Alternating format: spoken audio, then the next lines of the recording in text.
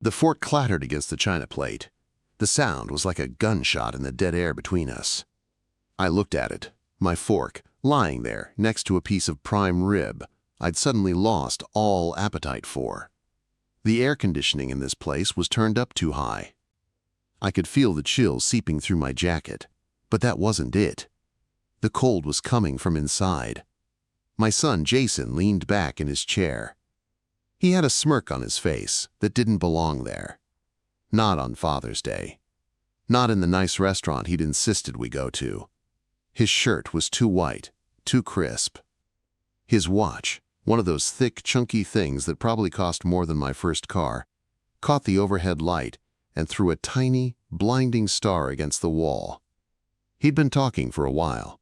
Numbers, market trends, leveraged buyouts, words that felt like weapons. My wife, Sarah, was staring at her lap, her hands twisted together in her napkin. She knew. She felt the shift in the atmosphere, the pressure drop before the storm. "I'm just saying," Jason continued, swirling the ice in his glass of expensive scotch. "There's a mindset, a winner's mindset. You either have it or you don't." I took a slow breath. "It's a nice lunch, Jason. Let's just enjoy it." "But are you enjoying it, Dad?" he asked, his voice dripping with a fake concern that made my skin crawl. "Really, look around. This is what success looks like. This is the reward for making the right moves. You worked hard. I know that. But hard work, well, it's not always enough, is it?" Sarah looked up, her eyes pleading. "Jason, please." He ignored her.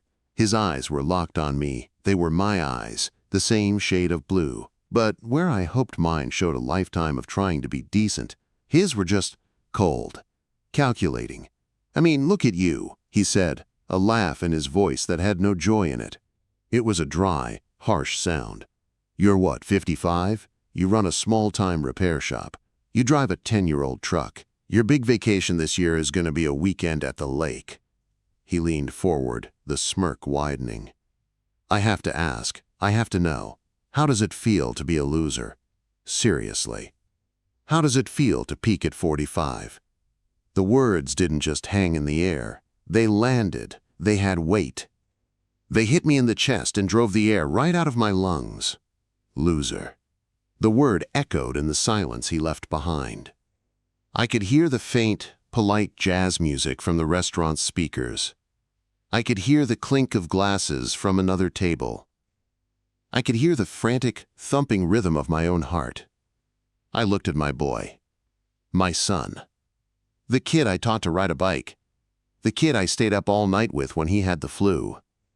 The young man I broke my back for, working double shifts so he could have the college education I never did.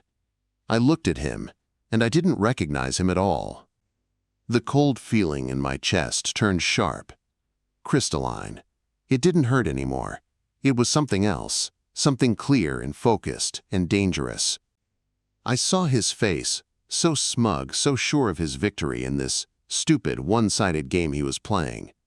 He thought this was the finish line. He thought he'd won. He had no idea that with that one sentence he'd just handed me the key to everything. I didn't yell, I didn't stand up and make a scene, I just looked at him. And I saw right through the expensive watch and the tailored shirt. I saw the scared, insecure little boy who used to need his dad. And I knew, in that instant, exactly what I had to do. My hand was perfectly steady as I picked my napkin up from my lap and placed it on the table, next to that forgotten piece of meat. I gave Sarah a small, quiet look I hoped she'd understand later. Then I stood up. "Where are you going?" Jason asked, the smirk finally fading, replaced by a flicker of confusion. He expected a fight. He expected tears. He didn't expect this calm. "I need some air," I said, my voice so level it surprised even me. "I need to make a phone call."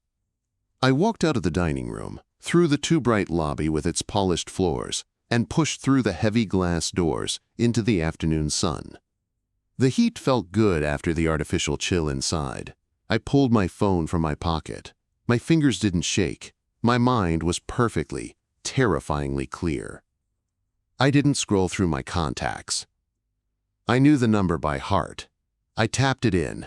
It rang twice. 911. What is your emergency? A woman's voice answered, efficient and calm. I took a deep breath. No emergency, I said, my eyes fixed on the restaurant door. But I need to report a crime. The smell of the garage. That's what I remember most. Engine oil and grease. The sharp, clean scent of metal shavings. It was my church. My workshop. The place where things made sense. You had a problem. You found the broken part. You fixed it. It was honest work. I'd come home long after dark most nights. The old truck's headlights would cut a path through the quiet suburban streets. I'd be dead on my feet, my shoulders aching, the grit of the day ground deep into the lines on my hands. No matter how much I scrubbed, that black grime was always under my fingernails, a permanent tattoo of a long day's work. I'd push the door open, and the house would be still. Sarah would usually be asleep on the couch, the TV glowing silently.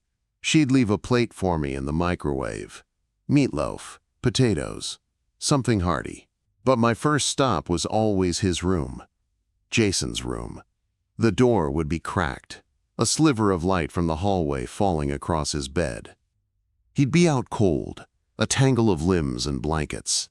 Textbooks and notebooks were always spread across his desk, a battlefield of advanced algebra and history essays. I'd just stand there for a minute, watching him sleep. My boy. So smart. So much smarter than his old man. That was the whole point, wasn't it? I'd lean in, careful not to wake him, and kiss his forehead. He'd smell like soap and sleep. That was my reward. That was the thing that made the ache in my back worth it. The money. God, the money. It just vanished. It flowed out of my bank account and into tuition, books, lab fees, dorm costs. It was a river with no end. I remember sitting at this very kitchen table, the bills spread out like a losing hand of poker. The calculator in my hand felt heavy as a brick. Sarah would put a hand on my shoulder. We'll figure it out, Mike. We always do. He needs the new graphing calculator for his AP physics class, I'd say, tapping the number on the list. It's $200. So, you take the Johnson job, she'd say, her voice soft but firm. You said they need their entire fleet serviced. That's overtime, a lot of it. I'd look up at her. That's every weekend for the next 2 months. I know, she'd say. And she did. She always knew the cost. I missed his championship baseball game because of the Johnson job. I was buried under a diesel engine when he hit the walk-off double. Sarah told me about it later, her voice crackling with excitement over the phone. I could hear Jason celebrating in the background. I told her to tell him I was proud. I hung up and went back to work, the cheers in my ear replaced by the whine of an impact wrench. I got home late that night. He was still up, buzzing with adrenaline. He ran to the door when I came in. Did Mom tell you? Did she? He asked. His face lit up with a joy I hadn't seen in weeks. She told me, buddy. That's amazing. I'm so sorry I missed it. I ruffled his hair. He flinched away, just a little. He was getting too old for that. It's okay, he said, but the light in his eyes dimmed just a fraction. Mr. Peterson took a video on his phone. You can watch it later. He looked down at my dirty coveralls. You're home late.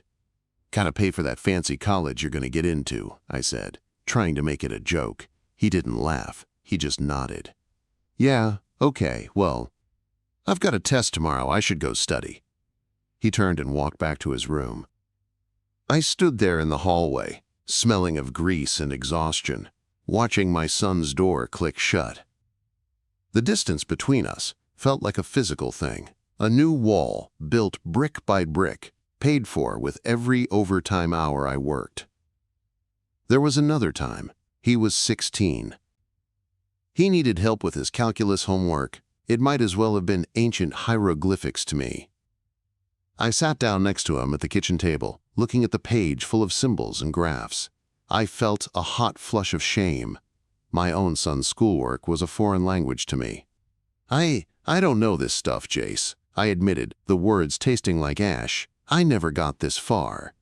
He sighed. It wasn't an angry sigh. It was a sigh of disappointment. of resignation.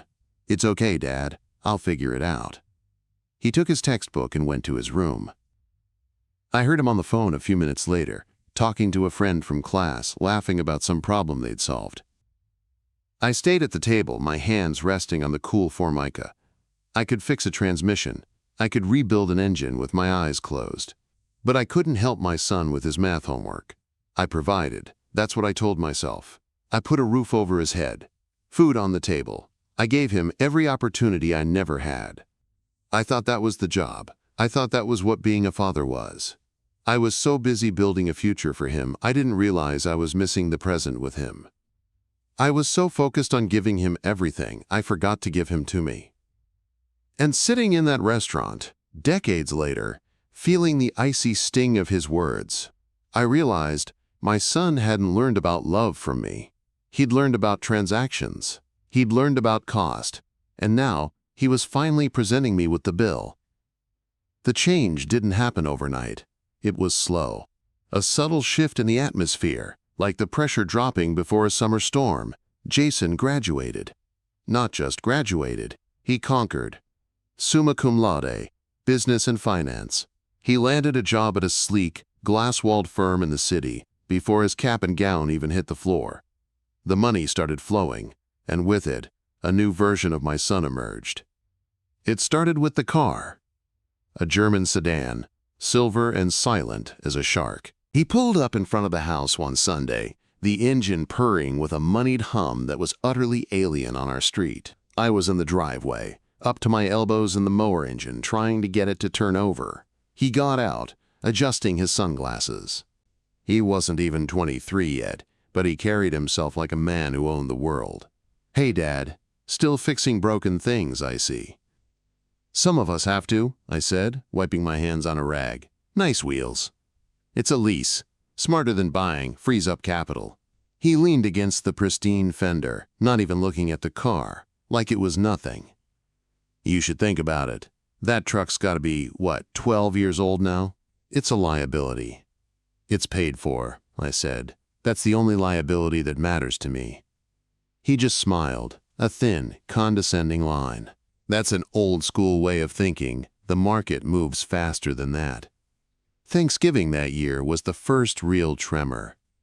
We were all around the table, the smell of turkey and pumpkin spice filling the house. Sarah was beaming, so proud of her successful son. Jason held court.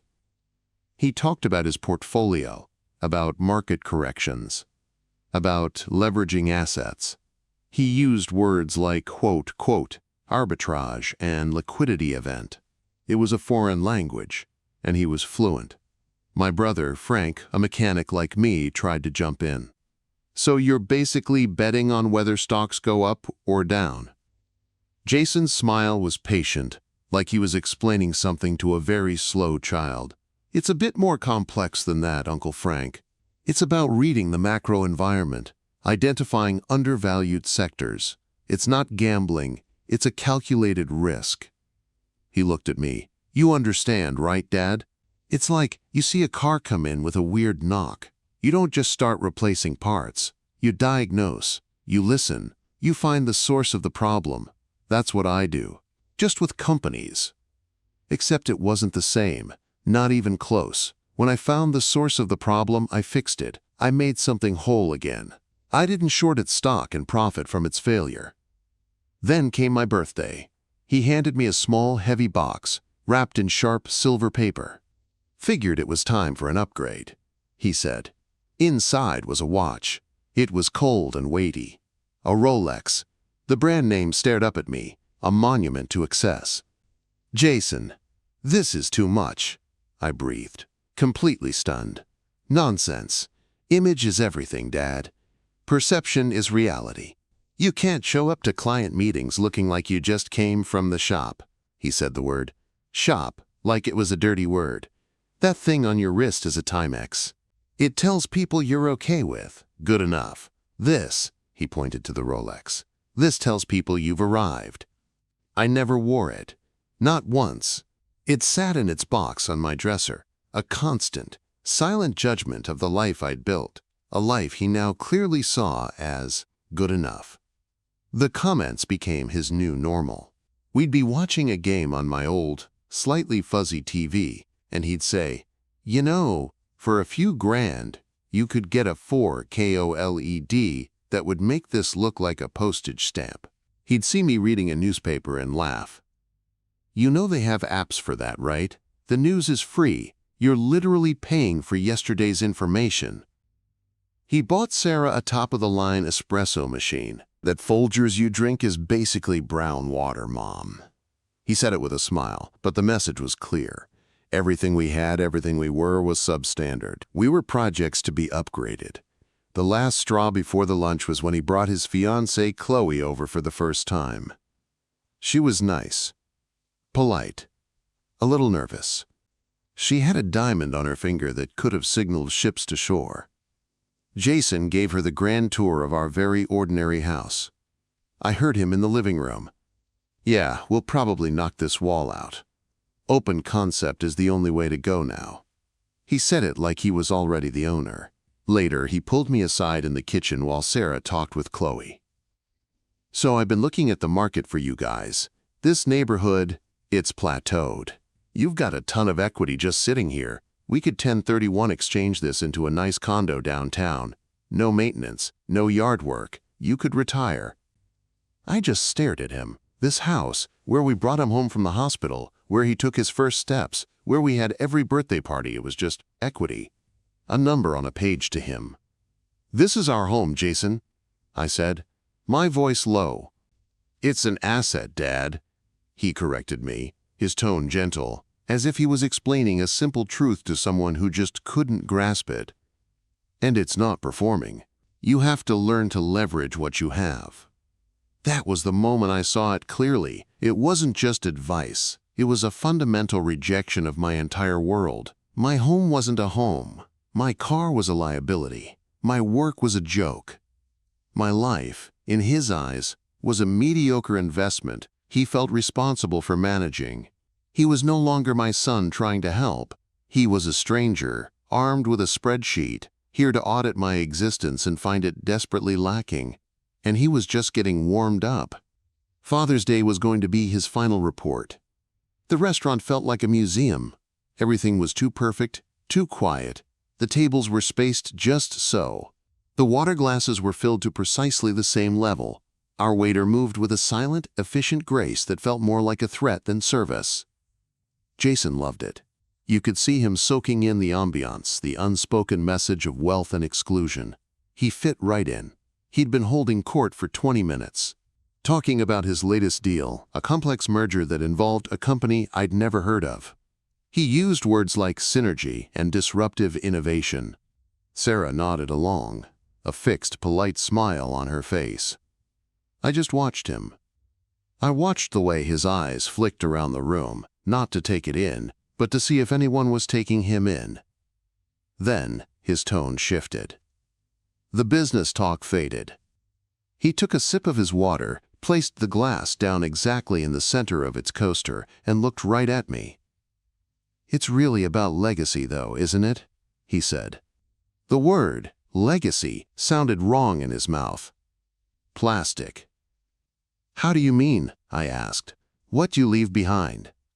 "The mark you make. Some people, they build something. They create value. They change the landscape." He gestured vaguely toward the window, toward the world outside. "And other people, well, they just occupy space. They maintain. They don't build, they just exist." The air went out of the room. Sarah's smile vanished. "Jason, that's a horrible thing to say." "Is it?" He seemed genuinely curious. "It's just an observation. Look at Dad. He's worked his whole life. For what? A shop that'll close when he retires? A house in a neighborhood that's seen better days? There's no legacy there. It's just a life. A simple, quiet, unremarkable life." He said, "Unremarkable," like it was a terminal disease. My face felt hot. "I provided for my family. I put food on the table. I put you through school. That's my legacy." Jason laughed. It was a short, sharp, ugly sound. "School, right. You keep going back to that. Like writing a check absolves you of everything else." He leaned forward, his voice dropping, but losing none of its venom. "You know what I learned from you, Dad? I learned what I didn't want to be. I learned that hard work for its own sake is a sucker's game. That's your legacy. You're a cautionary tale." That's when he said it. The smirk came back, wider and crueler than before. "So, I have to ask, I have to know, how does it feel to be a loser? Seriously, how does it feel to peak at 45? The word landed. Loser. It echoed in the pristine silence of our little corner of the restaurant. I felt the blood drain from my face. I saw Sarah's hand fly to her mouth, her eyes wide with horror. I was looking at my son, but I was seeing a stranger. A cold, hollowed-out thing wearing my son's face. The initial shock was a physical blow. But underneath it, a colder, harder understanding was beginning to form. This wasn't just a cruel joke. This was too specific, too venomous. This was something he'd been sitting on for a long, long time. I found my voice. It was quiet, steadier than I felt. "Is that what you really think of me?" "It's what everyone thinks, Dad," he said, not missing a beat. He was enjoying this. This was his moment of triumph.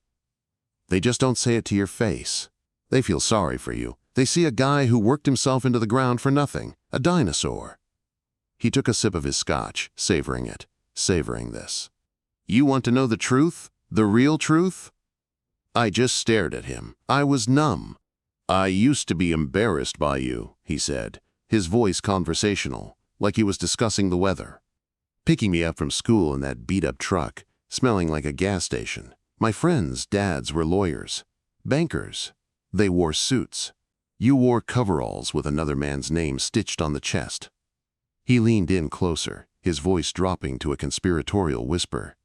"You know what I started telling people in high school? I told them you were dead. It was easier. Cleaner. They'd get all awkward and say they were sorry, and then we could just move on. It was better than having to explain to you." Sarah made a small, choked sound. "Jason, my God." He didn't even look at her. His eyes were locked on me, watching the damage unfold. "And it worked," he continued, a note of pride in his voice now. "It worked so well, I just kept it going. In college, at my firm. Chloe, she thinks you're dead. She's asked about you a few times. I'm so sorry about your father, Jason. And I just say, thank you. It was a long time ago. It's better this way. It's better for my career, my future. My investors, they like a clean narrative. A self-made man, an orphan who pulled himself up by his bootstraps. They eat it up. It's better for business." The midpoint twist.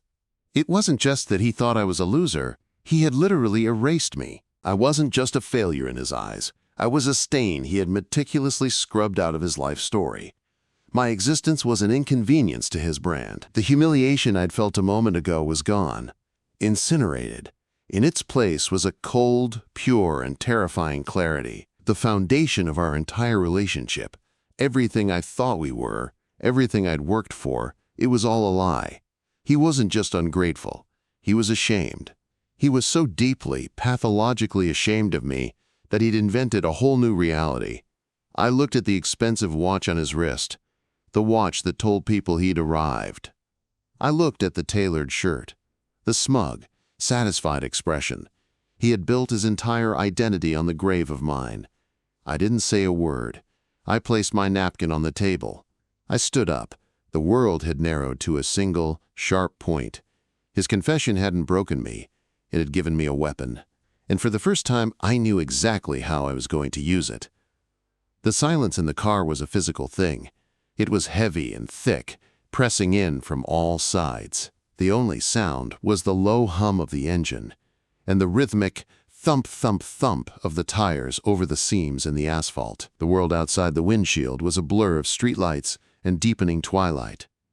Jason sat in the passenger seat, rigid. He hadn't said a word since we left the restaurant. He was staring straight ahead, his jaw clenched so tight I could see a muscle twitching in his cheek. He was waiting for the explosion. The yelling. The tears. The emotional storm he could then dismiss as another example of my weakness. He was going to wait a long time. I drove calmly, both hands on the wheel at 10 and 2. I signaled for turns. I came to complete stops at stop signs. The ordinary, mundane actions felt like a ritual, a calming ceremony before the execution. After about 10 minutes, he couldn't take it anymore. "Are you going to say anything?" His voice was tight, strained. It lacked its usual condescending confidence. I didn't look at him. My eyes stayed on the road. "What would you like me to say, Jason?" "I don't know. Yell, scream, something. This quiet thing is weird." "Why?" I asked, my voice flat. "Would that make it easier for you if I acted the way you expect me to, the way your story requires me to? The emotional, simple-minded, blue-collar dad who can't control his temper?" He shifted in his seat. "I don't know what you're talking about." "Yes, you do." I finally glanced over at him. The passing streetlights washed over his face, making him look pale and young. "You've written this whole script in your head. You say your lines. I say mine. You provoke. I react. You win. It's how it's always been, hasn't it? In your mind." "You're being dramatic," he muttered, turning to look out his window. "Am I?" I asked.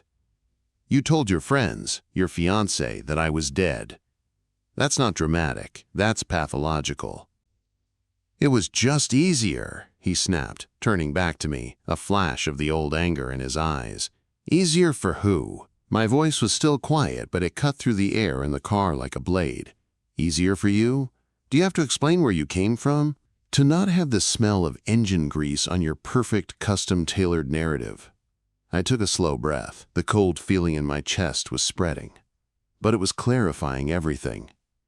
"I'm not angry, Jason. I thought I would be, but I'm not." He stared at me, confused. Anger he knew how to handle. This calm, analytical dissection was something entirely new. "I'm sad," I said, and I meant it. The words came from a deep, weary place I didn't even know existed.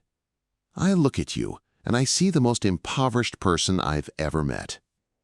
"What the hell is that supposed to mean?" He scoffed, but the bravado was thin, brittle. "It means you are so empty, so utterly hollow, that the only way you can feel anything, the only way you can feel big, is to make someone else feel small." I let that hang in the air for a moment. You have everything. You have money, a career, a woman who loves you, and it's not enough. It will never be enough. Because the hole inside you isn't shaped like money or a job title. And you're so busy looking down on everyone else, you've never once looked inward to see what's actually missing. "You don't know anything about me," he said, but his voice was quieter now, defensive. "I know that a secure man doesn't need to do what you did today," I said. "A happy man doesn't need to tear down his own father to feel tall. You called me a loser. But Jason, you're the one who's losing. You've lost the plot. You've traded your humanity for a stock portfolio. You've traded your family for a convenient lie." I turned onto a street. The street of sleek, modern townhouses, with perfect lawns and two-car garages. His prison of perfection. "You're so obsessed with leverage," I continued, pulling up to the curb in front of his dark house. "You leverage assets. You leverage debt. You think it makes you powerful, but all you've done is leverage yourself into a corner. You've built a life that's entirely dependent on a fiction, and that's a house of cards. The smallest breeze, and the whole thing comes down." I put the car in park. The engine idled. I turned to look at him fully. He wouldn't meet my eyes. He was staring at his hands clenched in his lap. "The real failure here isn't my life, Jason," I said, my final words landing with the weight of a verdict. "It's your character. And that's the one thing all the money in the world can't fix." I reached across him and pushed open his door. The interior dome light clicked on, illuminating his face. He looked stunned, shell-shocked. I had refused to play my part. I had dismantled his entire script line by line. I hadn't fought him on his terms. I had changed the game entirely. He didn't move for a second. Then, without a word, he got out. He slammed the door shut, a little too hard. He stood on the curb for a moment, his back to me, shoulders hunched against the world. Then he walked quickly up the path to his front door, fumbling for his keys. I didn't drive away. I watched him unlock the door and disappear inside without a backward glance. The door closed. The porch light went out. The confrontation was over. I had said my piece. And now, sitting alone in the quiet dark of my old truck, the cold, crystalline feeling in my chest hardened into a perfect, unstoppable plan. The diagnosis was complete. Now it was time for the cure. I didn't drive home. Home was Sarah, and her questions, and her tears. I couldn't face that. Not yet. The shell of the man who'd walked out of that restaurant needed to be alone. The new thing growing inside that shell, the thing made of cold resolve, needed silence to form. I drove on autopilot, my hands steady on the wheel. The familiar streets of my town looked different. The streetlights were just bulbs. The houses were just wood and brick. The world had been stripped of its sentiment, reduced to its bare, functional parts. It was a machine, and I was a mechanic. I knew how to fix machines. I found myself at the old Overlook on Ridge Road. It was a place kids came to make out and drink beer. Tonight it was empty. The city spread out below, a grid of lights twinkling in the clear, cool air. It looked peaceful from up here. Orderly. I killed the engine, and the sudden silence was absolute, broken only by the distant, lonely cry of a train whistle. The cold from the restaurant was still there in my chest, but it had a purpose now. It was a tool. I reached into my pocket and pulled out my phone. The screen glowed in the darkness of the cab, a rectangle of pure modern potential. My thumb hovered over the screen. This wasn't a decision. The decision had been made the second Jason confessed to erasing me. This was just the next step, the logical, necessary next step. I didn't dial 911. This wasn't an emergency. Not in the way they understood it. This was a different kind of emergency.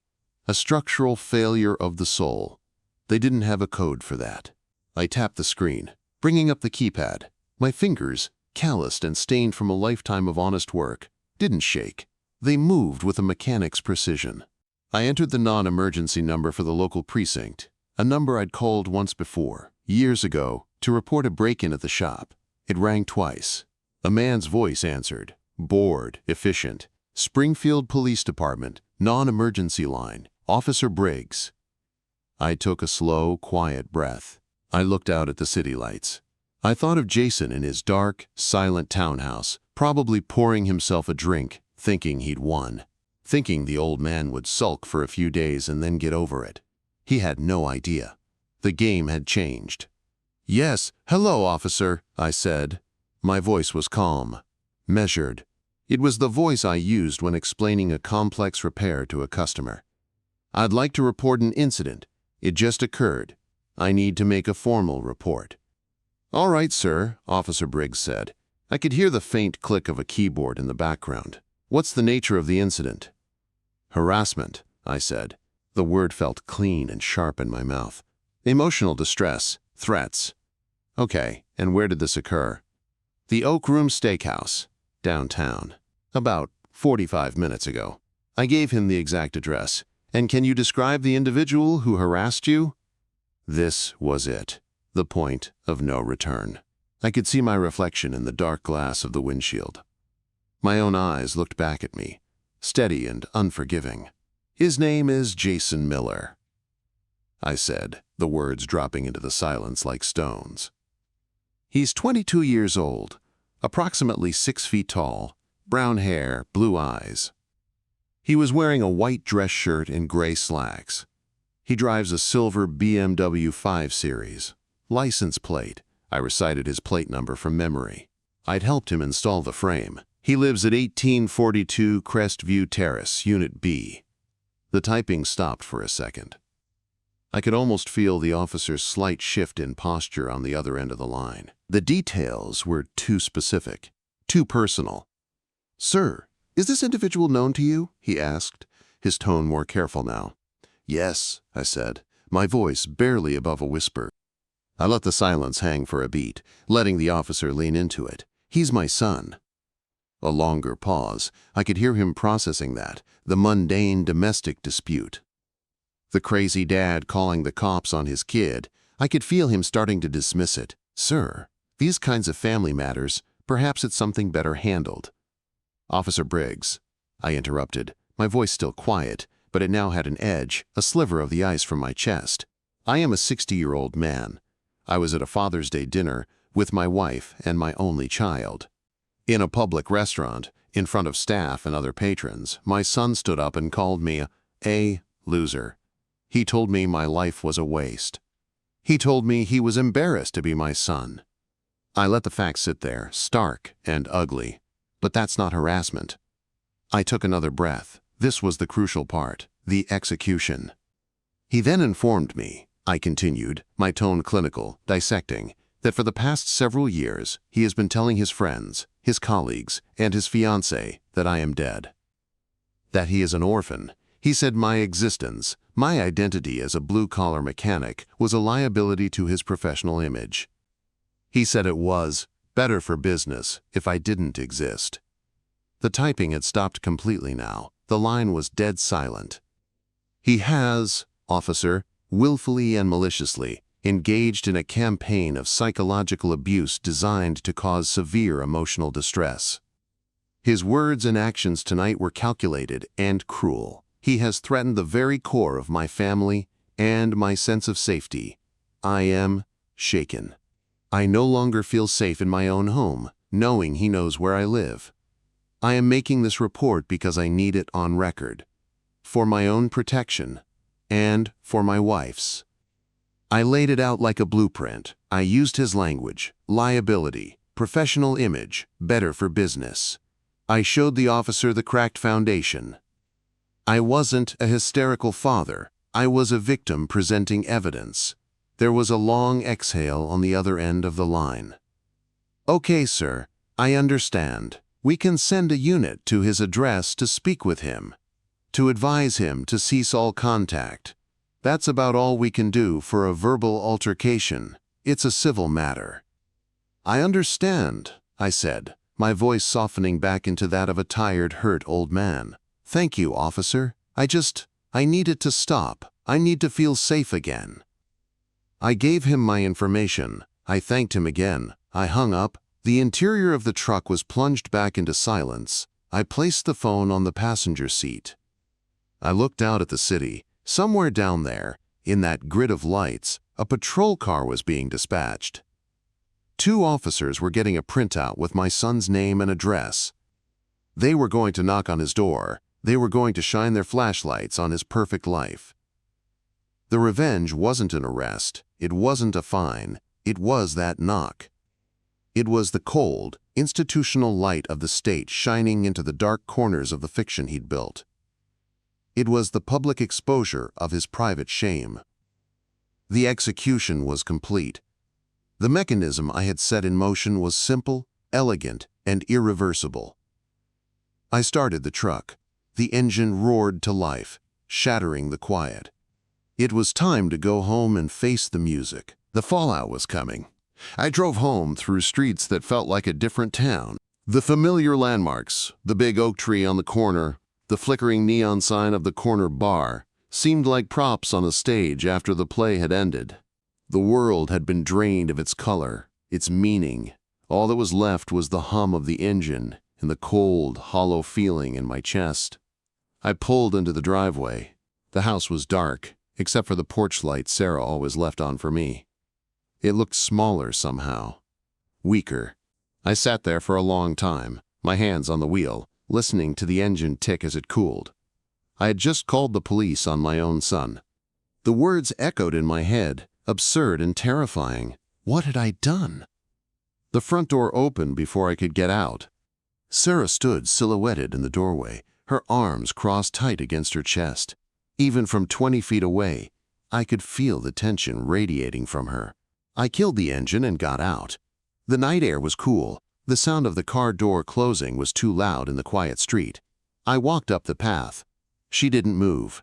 She just watched me, her face a mask of anguish and confusion. "Where have you been?" Her voice was thin, stretched tight. "Driving," I said, my own voice flat. "Thinking." "Thinking about what, Mike?" she asked, her voice rising. "Thinking about what exactly?" Jason called. He's hysterical. He said you said horrible things to him. That you dismantled him. I walked past her into the house. The living room was exactly as we'd left it. A book lay open on the arm of her chair. It felt like a museum exhibit from a happier time. I told him the truth, I said, not turning to look at her. The truth, she cried, following me in and shutting the door. You told him he was empty, that he was a failure. Mike, my God, he's our son. Finally, I turned to face her. The hurt in her eyes was a physical blow. What would you have had me do, Sarah? Thank him? Not along while he spit on everything I've ever done, while he spit on you, on us? You walk away, she shouted, tears starting to stream down her face. You come home! You talk to me! You don't destroy him! He destroyed himself, I said, my voice still too calm, too quiet. I just held up a mirror. We stood there, staring at each other across a gulf that had suddenly opened up in our own living room. The silence was broken by the sudden, jarring wail of a siren. It was distant at first, then grew louder, closer. Sarah's eyes went wide. What is that? I didn't answer. I walked to the front window and moved the curtain aside, just a fraction. Sarah came up beside me, her breath catching in her throat. Down the street, 2 cruisers, lights flashing silent red and blue in the night, turned onto our road. For one heart-stopping second, I thought they were coming here. That I'd miscalculated everything. But they slowed and pulled to the curb. Not at our house. At Jason's house. Oh my God, Sarah whispered, her hand flying to her mouth. Mike, what did you do? We watched, frozen, as 2 officers got out of the first car. Their figures were dark and authoritative under the streetlights. They walked up the path to Jason's front door. One of them knocked. It was a sound we couldn't hear, but we could see it. A firm, official rap, rap, rap.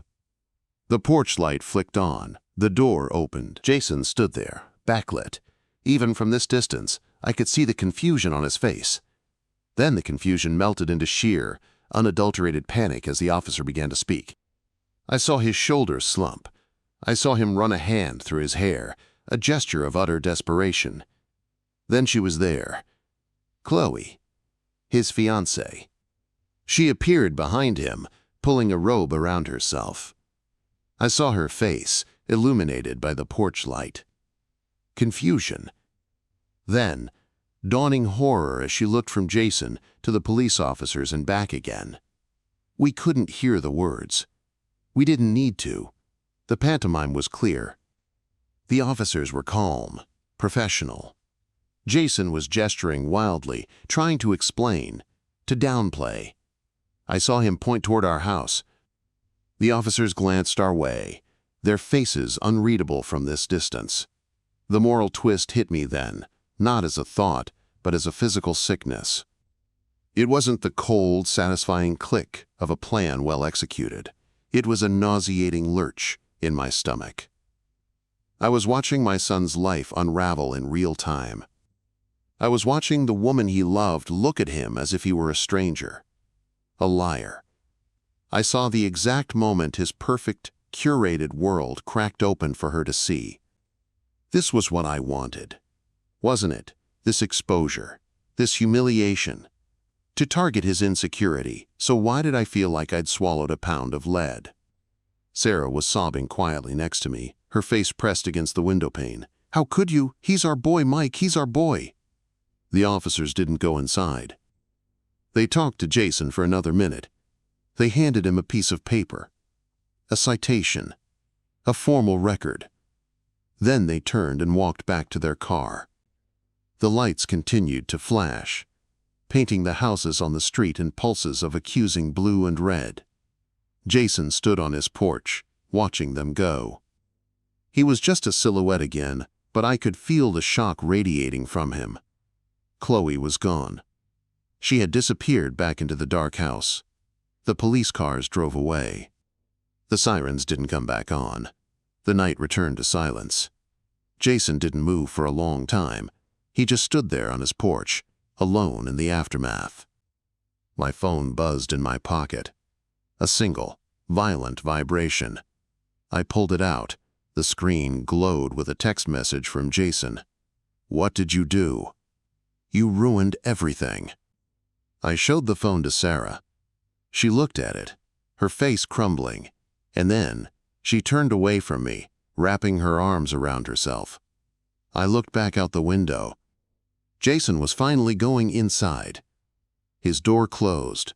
The porch light went out. The revenge was perfect. It was a surgical strike. It had targeted his deepest insecurity and obliterated it. He was exposed. He was humiliated. The fiction was shattered. And I had shattered it. I had become the hard, cruel man he'd accused me of being. I had leveraged the full weight of the state to crush my own son. I had won. And standing there in the dark, watching my wife cry, I had never felt like more of a loser in my entire life. The victory was ashes, the smell of sawdust. That's what brought me back. The fine, golden powder that hung in the air of my workshop, catching the thin streams of morning light cutting through the grimy window panes. It was a week later. The house had been a tomb of silence. Sarah was sleeping in the guest room. We moved around each other like ghosts, speaking only in necessary, polite whispers. Pass the salt. The mail is on the table. I'd come out here to escape, to breathe. My hands needed to hold something real. Something that didn't have an opinion, that didn't look at me with hurt or hatred. I picked up a block of maple. It was solid, heavy, honest. I ran my thumb over its smooth grain. I'd been working on a jewelry box for Sarah. Our anniversary was next month. It felt like a lifetime away now. I picked up a chisel, feeling the familiar, comfortable weight of the handle in my palm. I set the edge against the wood and tapped it with a mallet. A perfect, thin curl of wood peeled away. There was a right way to do this. A wrong way. A truth you could feel in your hands. The police hadn't charged him with anything. How could they? It was a family dispute. Words. But the report existed. It was a matter of record. A permanent, public smudge on his pristine image. Chloe had left him. That was the first call we got, 2 days after. It was Sarah who answered. She listened for a long time, her face pale, saying nothing but, "I see," and "I understand." She hung up and looked at me. She's gone. She said she can't marry a stranger, a man who would do that to his own family. I just nodded. The news landed, but it didn't bring triumph. It just felt heavy. Another piece of wreckage. My phone buzzed on the workbench. A new email. The sender was Jason's law firm. The subject line was stark. Notice of termination. I put the chisel down. I didn't open it. I didn't need to. I could guess. A young, ambitious firm. They traded on image, on perception. A junior associate with a harassment citation from his own father? A domestic scandal? He was a liability now. He was no longer self-made. He was just messy. And they had no room for messy. The revenge was complete. It had worked with a terrifying, brutal efficiency. I had taken everything he valued, his image, his relationship, his career, and I had dismantled it, piece by piece. I had fixed nothing. I had only broken. I picked up a sheet of fine grit sandpaper and began smoothing the edge of the box. The repetitive, whisper-soft sound was a meditation. Back and forth. Back and forth. I thought about legacy, the word Jason had thrown around so carelessly. A legacy wasn't a stock portfolio or a job title. It wasn't a watch or a car. Those were just things. A legacy was what you built, what you fixed, what you left solid and true for the people who came after you. I had spent a lifetime building what I thought was a legacy for him. A future. And in one afternoon I had taken a sledgehammer to it. Not just his, mine, ours. The workshop door creaked open. Sarah stood there, silhouetted against the bright light of the backyard. She had a cup of coffee in her hand. She looked tired. We both were. "I made you a cup," she said, her voice quiet. "Thank you," I said. I took it from her. Our fingers didn't touch. She looked around the shop, at the tools on the wall, the half-finished projects, the smell of oil and wood. This was my world. The world Jason was so ashamed of. He called. She said finally, not looking at me. I didn't say anything. I just waited. He's packing. He's moving to Chicago.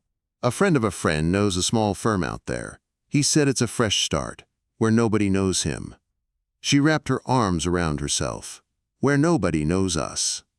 The finality of it hit me then. He wasn't just leaving town, he was making his fiction a reality. He was becoming the orphan. For real this time. Sarah looked at me, and for the first time in a week, there was no anger in her eyes. Just a deep, bottomless sadness. Was it worth it, Mike? Did any of it make you feel better? I looked down at the jewelry box in my hands, the smooth wood, the careful joints, something I was building, not breaking. No, I said, the word feeling like the truest thing I'd ever spoken. It didn't make me feel better, it just made me feel like him. I saw her flinch. She understood. The greatest cost wasn't Jason's career or his relationship. It was my own soul. I had looked into the abyss of his cruelty, and I had answered, back in kind. I didn't need him to call me a winner, I said, more to myself than to her. I just needed him to stop calling me a loser. I thought, if I could just make him see, make him feel it. But you can't force someone to see you. All you can do is live your life, solid, true, on your own terms. I put the box down. I looked at my wife. I became the thing I hated to prove a point to a boy who wasn't even looking. And I lost my son, maybe for good. She didn't argue. She just nodded slowly, a single tear tracing a path down her cheek. So, what do we do now? I looked around the workshop, at the things I could fix, the things I could build. I looked at my wife, who was still here amidst the ruins we had made together. We live with it, I said. We learn from it, and we try to be better than we were yesterday. Sometimes, to find peace, you have to destroy the war. But nobody tells you that you have to live in the crater it leaves behind. The lesson wasn't for him, it was for me. A lesson in the cost of victory. A lesson in what real strength looks like. It doesn't crush, it endures. And if you've ever had to make a choice that cost you everything, maybe you understand. Maybe you've looked into that same abyss. If this story made you feel something, maybe just take a second to like the video. To leave a comment, not for me, for you. To remind yourself that you're not alone in the tough choices. Thanks for listening.